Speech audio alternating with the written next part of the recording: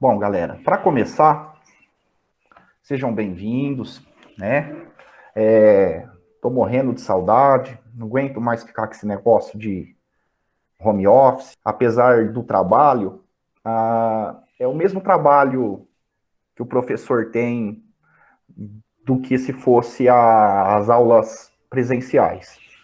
Com exceção que a gente está sofrendo por conta da tecnologia à distância que a gente não estava habituado, né? Mas só que cansaço por cansaço, esse cansaço todo vai embora quando a gente entra na sala de aula, olha para vocês, conversa com vocês, se encontra no corredor, aquelas coisas todas, né? A gente não tem nem isso. Mas enfim, a gente tenta fazer o nosso melhor, tá? Eu Então, acho, professor, que acaba sendo a mesma coisa, a gente só se dificulta um pouco mais, porque dentro da sala a gente consegue interagir um pouco mais. isso mesmo, com toda certeza. Dentro da sala é fundamental para que a aprendizagem aconteça de uma forma mais interessante, mais lúdica, tudo, né? É tudo de bom. Mas até lá a gente vai tentando fazer o nosso melhor, tá? Então quero relembrar vocês, começando a aula de hoje, do que eu passei para vocês sobre leitura e análise de texto, vídeo e mapa, tá? Lembrando que não eram atividades que vocês iam me mandar nada, vocês iam fazer de acordo com o projeto de vida de vocês, tá? Que falava sobre a colonização na América. Então, esse material que eu selecionei para vocês é um material claro, ele é rico em texto, ele é rico em vídeos, videoaulas, mapas. Então, é um material, um roteiro bem interessante para vocês se aprofundarem sobre o tema, tá? Hoje eu vou fazer um resumo, vou sistematizar tudo que está nesses conteúdos que eu passei para vocês. Tá? A gente só tinha para me entregar uma atividade complementar que o Centro de Mídias passou, né, que era uma ficha com algumas pesquisas sobre a cidade de Salvador e do Rio de Janeiro. Tá? Isso daí vocês vão fazendo, vão me mandando. Tá joia? E se durante a leitura desses textos, se vocês tiverem alguma dúvida, perguntem para mim, tá bom? Sempre lá, ou no grupo, ou em privado, tá? E aí estão tocando a campainha, aquelas coisas, né? Então, mas vamos continuar assim mesmo. Olha, o tema da aula seria Sistemas Coloniais Europeus, América Colonial. América, lembrando que a América, ela é dividida regionalmente de várias formas, né? A mais conhecida é a América do Norte, a América Central e a América do Sul. Tem também a América Latina, a América Anglo-Saxônica, depende então do critério, existe um nome diferente. O fato é que o continente todo aqui chama-se América, tá? E ela teve um passado colonial de países europeus e passou por experiências diferentes e que também, ao mesmo tempo, tiveram semelhanças. Objetivo é analisar a forma de colonização portuguesa e espanhola em seus aspectos políticos, econômicos e sociais, analisando o choque cultural do encontro entre portugueses e indígenas. No caso de hoje, que eu não atualizei o objetivo, que era da aula passada, a gente vai focar mais na América Espanhola, tá? Porque o Centro de Mídias já falou sobre a América Portuguesa, ou seja, a colonização que Portugal empreendeu aqui no Brasil, e agora a gente vai falar sobre a forma de colonização que os espanhóis empreenderam naquela região em que, depois da assinatura do Tratado de Tordesilhas, ficou delimitado como se fosse deles. Tá bom? Essas são as habilidades, né? Estabelecer relações entre as formas de colonização na América, identificando semelhanças e diferenças, e relacionar a sociedade e natureza, reconhecendo suas interações na organização do espaço em diferentes contextos históricos geográficos. Tá? Então, o que tem a ver sociedade e natureza nos diferentes momentos e espaços da humanidade, tá? Então, vocês vão precisar do Caderno do Aluno, volume 2, e os demais materiais escolares, como caderno, estojo, os lápis, caneta, borracha, tal. Tá bom?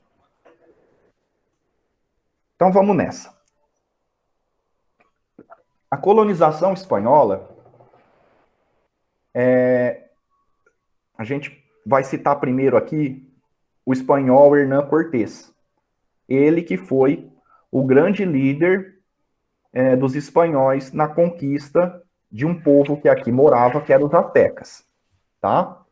Claro que a colonização espanhola, antes mesmo dos espanhóis encontrarem os astecas, teve o contato lá do Cristóvão Colombo com os povos das Antilhas, que são aquelas ilhas que ficam na América Central, tá? Então, nós temos o Hernán Cortés com os astecas, e nós temos um outro nome interessante, que é o Francisco Pizarro, que foi o principal responsável, né, foi o comandante do domínio do Império Inca. Lembrando que os astecas e os incas, eles eram civilizações, inclusive, muito avançadas, mas, obviamente, as culturas, em relação aos europeus, eram muito diferentes, tá? Continuando, vocês devem estar sentindo falta de, além dos astecas e dos incas, nós temos quem também? Pensaram? Os maias. Exato. E os maias? Quem conquistou os maias? Ninguém conquistou os maias. Os espanhóis conquistaram os maias, né? A gente tem que tomar cuidado de falar que foi o Hernán Cortés o único responsável pela conquista do Império Azteca, ou Francisco Pizarro o único responsável pela conquista do Império Inca. A gente tem que tomar cuidado, que como se essa conquista não acontecesse se eles não existissem.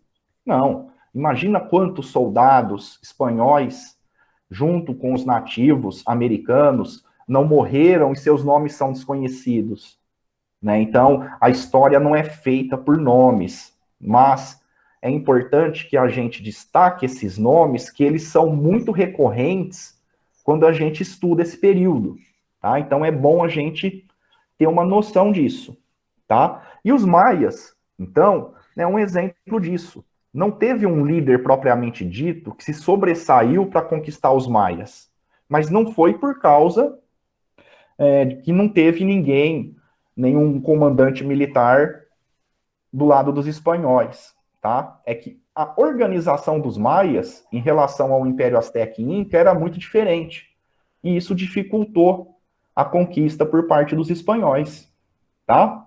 Quais são os principais fatores que os maias foram conquistados com bastante custo pelos espanhóis? Porque eles se organizavam em cidades-estados. Persistiu essa conquista dos espanhóis nos maias, persistiu oficialmente, as fontes falam aí, esse negócio de data aí não é legal, né? Mas oficialmente até 1697. Mas isso perdurou, tá? Aliás, até hoje, na península de Yucatán, que fica lá na América Central, existem locais que pessoas, os povos que vivem lá, ainda conseguem manter muita cultura do que os maias tinham no passado, tá? Então, diferentemente dos astecas e dos incas, os maias se organizavam em cidades-estados. Então, quando os astecas e os incas foram dominados, era muito fácil. Você chegava lá, dominava o imperador deles, acabou. Ficava tudo mais fácil. Mas os maias, cada cidade tinha o seu chefe político. Então, cada cidade que foi tentada, colocada em julgo pelos espanhóis, era uma guerra nova, uma guerra diferente. Então, se destruía uma cidade, mas tinham as outras, tá?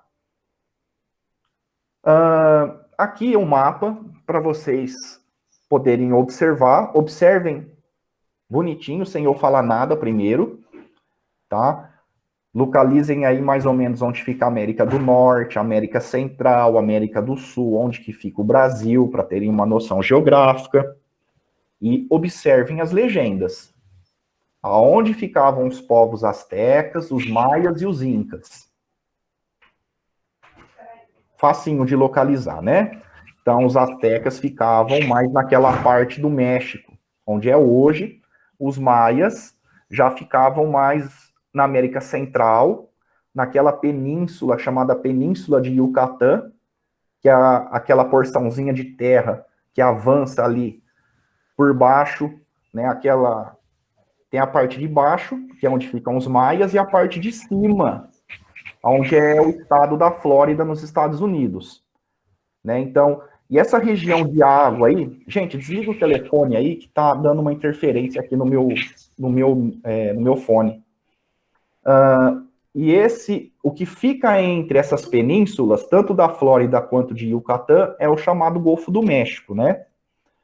Tá? Então, na América Central ficavam os maias e os incas na América do Sul, naquela parte onde fica a Cordilheira dos Andes. Espera aí que entrou alguém aqui, eu vou ter que ir lá permitir. Pronto. Voltando.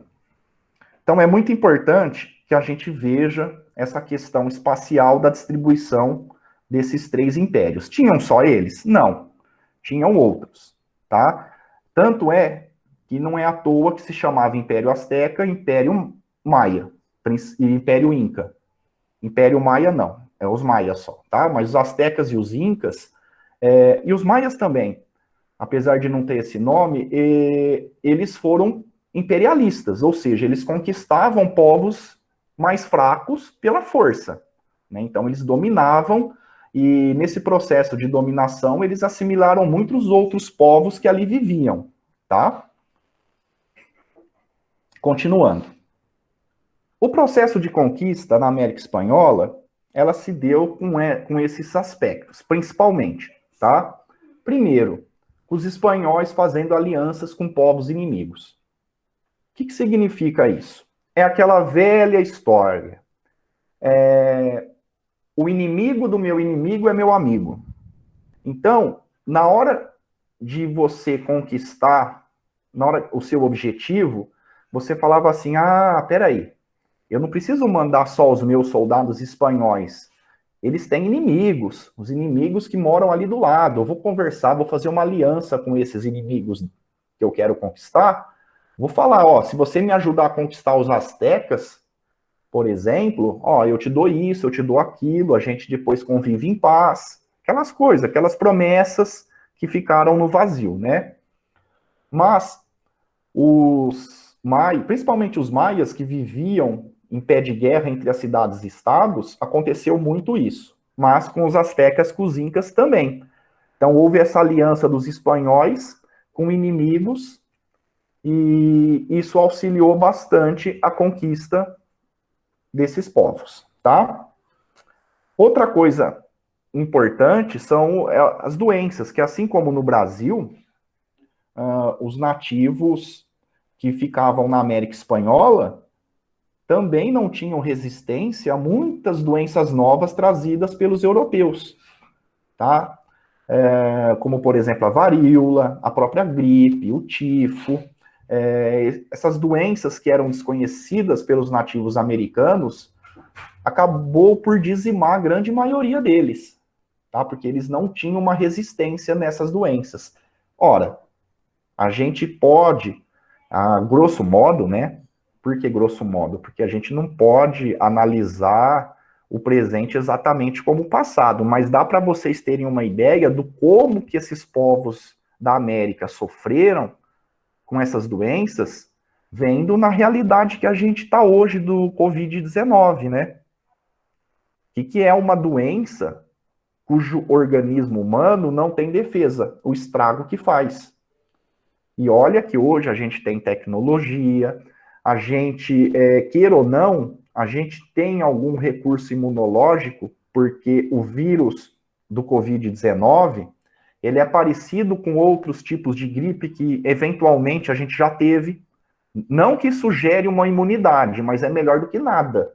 Agora, imagina uma pessoa que nunca teve gripe na vida. Aí danou-se, né? Fica pior. Se eu não me engano, é assim que funciona. Tá? O fato é que, historicamente, as doenças que os europeus acabaram trazendo para o continente americano foi o principal fator de destruição dos povos nativos. A gente não pode esquecer também da tecnologia militar, tá? A tecnologia militar faz muita diferença, né? Os espanhóis tinham uma armadura de ferro, os nativos americanos não conheciam ferro, não conheciam a pólvora e não conheciam nem o cavalo. O cavalo, na hora que eles viram pela primeira vez, os registros que tem mostra que o cavalo foi considerado também uma divindade, assim como o próprio conquistador espanhol, tá? Aliás, um aspecto constante, importante no processo de conquista desses povos, dos incas, maias e astecas, principalmente, é justamente a questão religiosa deles, tá? Porque eles viram na figura do espanhol uma profecia sendo concretizada, tá? Nesse processo de conquista também aconteceu a catequese, né? Mas seja como for, tanto a Espanha quanto Portugal foram os principais colonizadores da América, não foram só eles, mas os principais. Eles traziam, então, como missão, levar a fé católica para os povos que não tinham essa fé, né? Então, eles tinham que catequizar, né? E essa catequese, ela era violenta, no sentido de que a violência, você obriga a pessoa a alguma coisa que ela não quer, né? Então, essa catequese sempre foi um processo que desrespeitava a crença dos povos nativos, tá?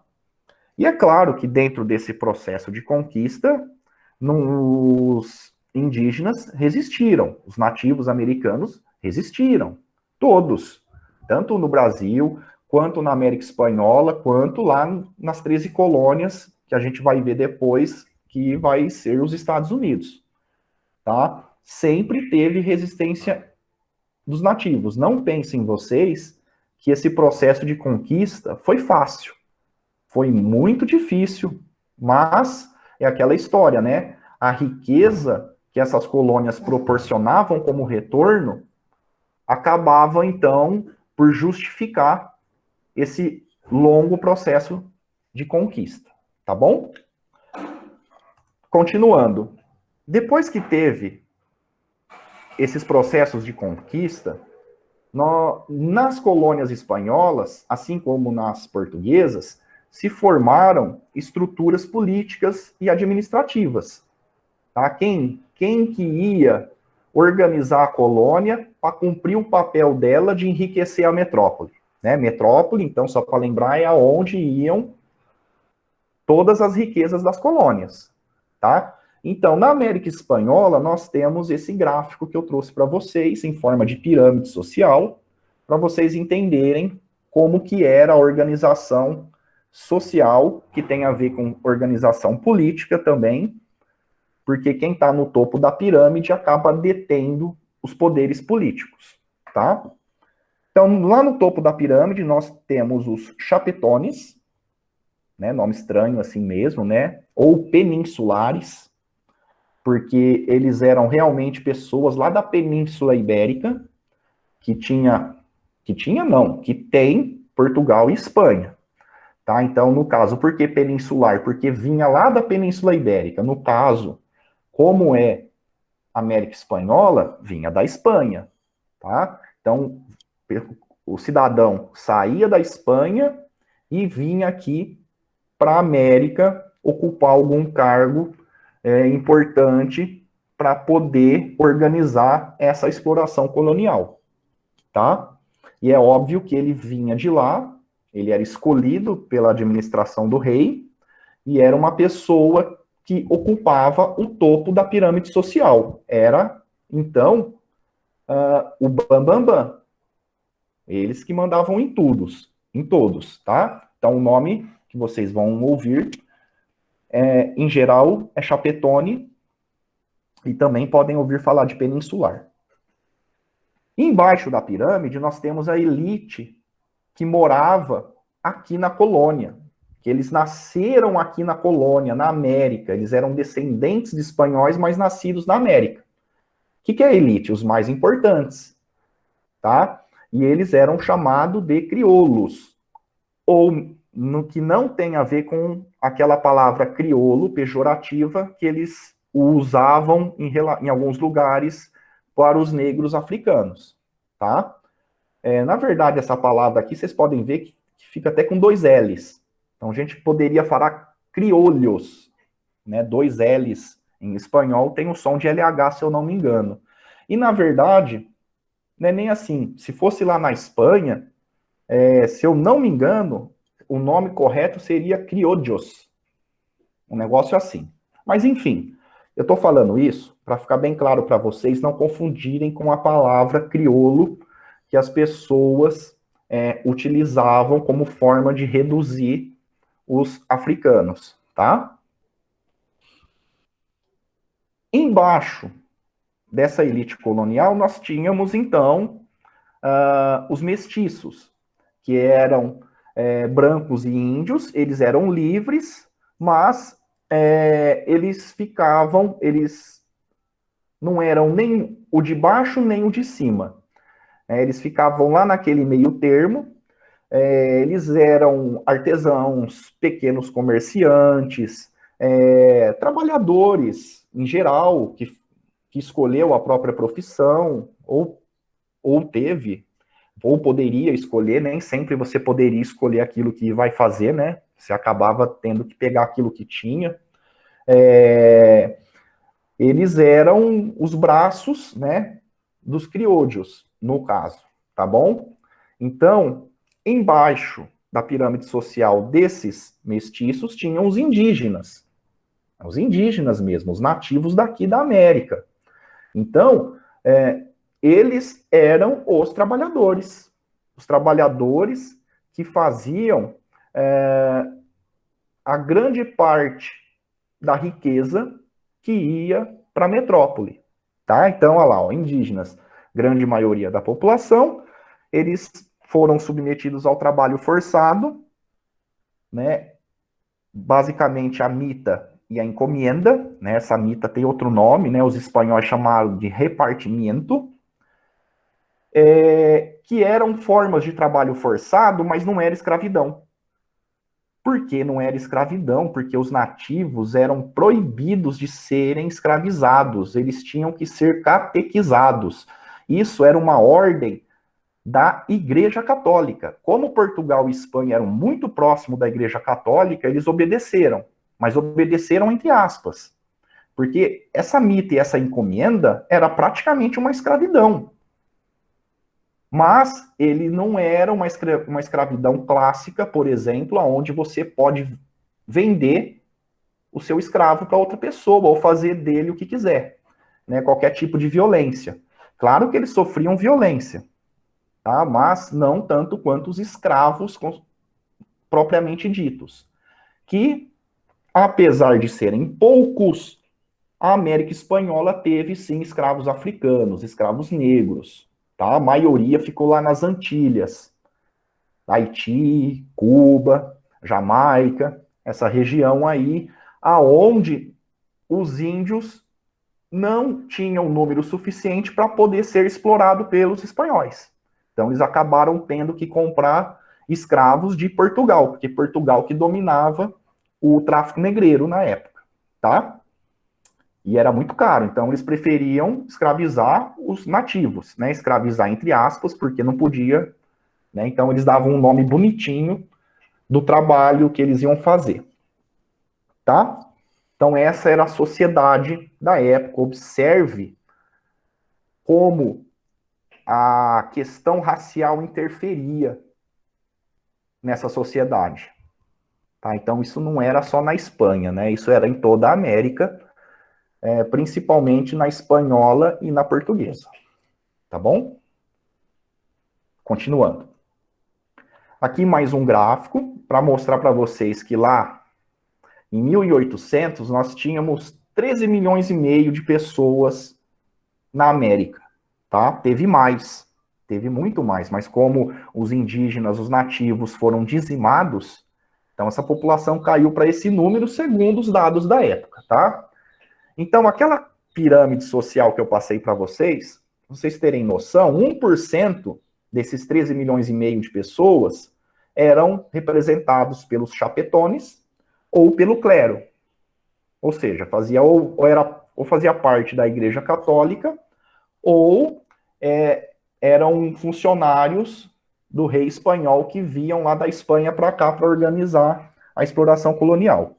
13,5% eram os criollos, 27,5% os mestiços e 58% os índios e negros. Né? Você coloca negros aí, no geral, 3%, 2%. Tá? Mas se essa pirâmide for em relação, por exemplo, lá aquela Jamaica, Cuba, o Haiti, bom, Haiti no começo, né? Depois que virou colônia francesa. Mas se você se você passasse essa pirâmide para lá, a quantidade de negros era maior que a de índios, porque os índios já tinham morrido tudo. Tá? Então eles tiveram, repito, que importar mão de obra africana, escrava, para trabalhar nas plantações e nas minas. No caso, na América Central, só plantações. Tá? Como que fazia, então? Como que eles controlavam toda essa colônia e ganhavam dinheiro? Ó, gente, claro, mineração era o principal, tá? E plantation era o secundário. Vamos lá. Primeiro, plantation. Plantation, né, vem de plantação. É igual aqui teve no Brasil, né? Ou seja, grandes propriedades, né, grandes extensões de terra, produzindo sempre o mesmo produto, né, monocultura, um produto só. Esse produto era explorado com mão de obra escrava, né? Na América Espanhola, também existia a mão de obra dos nativos, tá? Mas, mesmo assim, quando era a plantação, sempre que eles pudessem, né? Sempre, ou melhor, que pudessem não. Quando não tinha índio disponível, eles acabavam importando o negro africano, tá? Então, plantation seria isso. E tudo o que você produz ia para a metrópole. Tá? Então você vai ver plantation no Brasil, né, na América Portuguesa, você vai ver na América Espanhola e vai ver também nas 13 colônias. Tá? A gente vai aprender. As 13 colônias, lá onde vai ser os Estados Unidos, né? Esse sistema de plantation era usado mais nas colônias do sul, a gente vai ver por que depois. Tá? Porque a principal fonte de riqueza das colônias espanholas era a mineração. Tá? Então, aonde não tinha ouro e prata e pedra preciosa, aí eles faziam outra atividade que pudesse dar dinheiro. Tá? Lembrando que é sempre bom fazer essa observação que o que se mais produzia na América Espanhola em relação à mineração era a prata. Foram milhares de toneladas de prata que saíram daqui e foram para a Espanha. Ouro até que tinha pouco. Mas era tanta prata, que enchia-se navios e navios de transporte. Tanto é que vocês podem perceber que os filmes de pirata, os navios mais perseguidos pelos piratas eram os navios espanhóis. Até no Pirata do Caribe lá tem essa história toda. Justamente pela riqueza mineral de prata, principalmente, que tinha aqui na América Espanhola. Tá? Claro que tinha ouro, gente, mas eu repito, a prata em quantidade era muito maior do que a quantidade de ouro. Tá bom? E para dar grana a tudo isso, quem trabalhavam eram os indígenas, tá? Exceto naquelas regiões que não tinham indígenas. Aí eu repito, se tivesse alguma atividade econômica viável através de alguma plantação, vinha o negro africano, tá? Isso aí, repito, ficou lá na América Central, nas Antilhas, naquelas ilhas que ficam, onde eles falam lá, onde o pessoal gosta de viajar, né, para lá, é uma coisa chique lá, né, o Caribe, né, naquela região. Bom, essa mão de obra indígena, ela foi explorada basicamente de duas formas, pela encomenda e pelo repartimento, tá? A encomenda, elas era um tipo de trabalho que acontecia exclusivamente na zona rural, tá? Nas plantações, principalmente.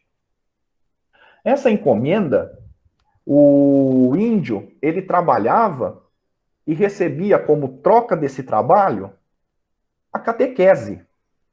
Ou seja, ele aprendia a palavra de Deus pela visão católica. Tá? Lembra que eu falei que os espanhóis deram um jeitinho de escravizar sem deixar bravo o Papa? Foi esse o jeito. Vocês devem estar se perguntando, professor, mas isso aí não vale. Isso aí é escravidão. Pois é, a gente pode entender isso assim hoje. Algumas pessoas até entendiam assim naquela época, mas o fato é que não era uma escravidão. Era um trabalho forçado. Olha que legal. Você acha que o Papa vai ficar bravo? Eles estão morrendo? Não. Não estão morrendo. Estão trabalhando, estão sendo explorados, mas estão virando católico. Estão virando católico. Então beleza. É mais ou menos assim, tá? Aliás, mais ou menos não. É assim. Foi assim, tá? Essa é a famosa encomenda. E a mita? A mita, que os espanhóis chamaram de repartimento, nada mais era do que um tipo de trabalho que os próprios incas já utilizavam antes da chegada dos espanhóis. Que, aliás, não eram só os incas, os astecas também utilizavam, só que não tinha o nome de mita, era Quatequil. Ou seja, do que é essa mita? Essa mita era um sorteio. O explorador chegava lá numa aldeia, sorteava pessoas que iam trabalhar em algum lugar. No caso da mita, do repartimento, no caso dos espanhóis, era para trabalhar nas minas. E essas minas, o trabalho nas minas era muito pesado, né? Lembrando que quem trabalhava em mina na Idade Antiga eram os escravos que não viviam mais de 5 anos. E aqui os indígenas também, a expectativa de vida deles era muito reduzida. Né? Então, mesmo que não tivesse esse sorteio, aí o bicho ia pegar, eles iam ficar sem mão de obra. Tá? Mas não só nas minas, né? Esse sorteio também era para obras públicas. Olha que legal, a mita, eles recebiam salário. Recebiam salário. Você vai falar que é escravidão? Não é. Só que era um salário figurativo, né? Um salário suficiente para cobrir as despesas básicas, tá? E era um trabalho temporário. A encomenda não, a encomenda durava mais, normalmente para a vida inteira. Mas a mita não. Ficava lá 3, 4, 5 meses e voltava para sua aldeia, para sua cidade. Tá? Então é interessante essa ideia, repito, de que esse sistema de trabalho já era utilizado pelos incas e pelos astecas. Ele foi adaptado pelos espanhóis, né? Foi um pouquinho adaptado. Ele sofreu algumas alterações, mas 90% era a mesma coisa. Tá bom?